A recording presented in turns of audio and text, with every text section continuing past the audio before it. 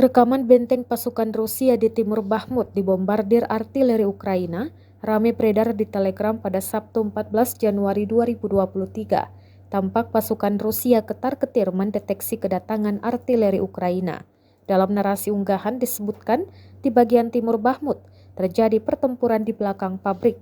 Pasukan angkatan bersenjata Ukraina terus berupaya untuk mengeluarkan pasukan Rusia dari posisi yang sudah diduduki. Jelas narasi unggahan. Suara rentetan tembakan bergema di sepanjang jalan-jalan kota Bakhmut, Ukraina.